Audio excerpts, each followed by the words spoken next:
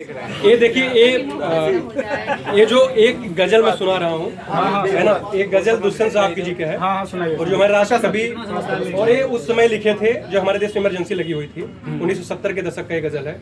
राहुल भाई आप सुने होंगे, विश्वविद्यालय में हमारे साथ थे। इस समय में नहीं था, लेकिन आप बाद में सुना। हाँ सुने हैं आप जो है।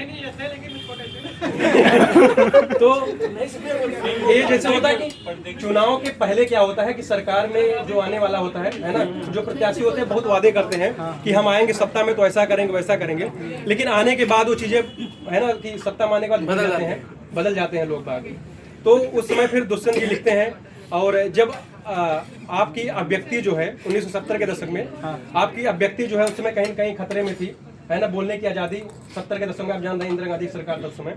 तो उसमें उन्होंने मतलब लिखा है दुष्यंत साहब ने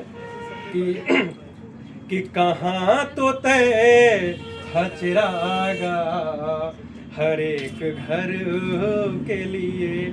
मतलब है कि कहाँ तो तय था, वो सवाल पूछ रहे हैं जो सत्ता में बैठे लोग हैं कि कहाँ आपने वादा किया था हमसे कि कहाँ तो सारा घर उजाला होगा, सबके घर में जो है चिराग होगा, है ना, कि कहाँ तो तय था चिरागा हर एक घर के लिए, कहाँ चिराग मयसर नहीं शहर के लिए, कहाँ तो तय था चिरागा हर एक घर के लिए। अगली क्या पंक्ति लिखते हैं कि यहाँ दरा तो के साए में धूप लगती है।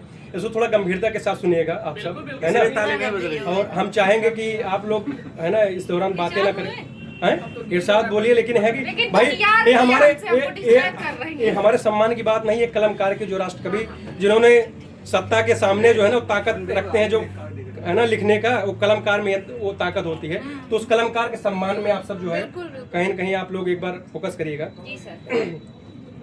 कि कहाँ तो तय था चिरागा हर एक घर के लिए।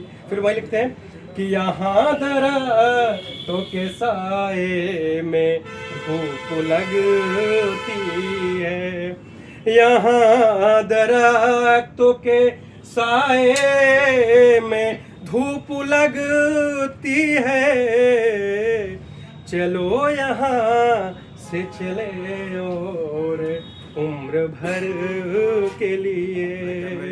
अगली पंक्तियां खुददारी पे लिखते हैं कि देखिए आपके पास अगर खुददारी है, आप कितनी भी बुरी स्थिति में है, अपनी खुददारी के साथ कभी समझौता मत करिए, है ना, कि न हो कमी जो तो पाँव से पेट ढक लेंगे, न हो कमीज तो पाँव से पेट ढक लेंगे, ये लोग कितने मुनासिब हैं इस सफर के लिए।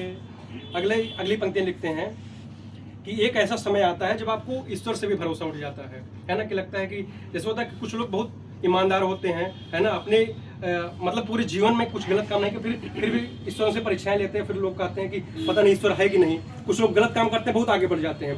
तो वहाँ पे सवाल उठा रहे हैं कि खुदा नहीं न सही आदमी का ख्वाब सही, कि खुदा नहीं न सही आदमी का ख्वाब सही, कोई हंसी ने नजारा तो है नजर के लिए।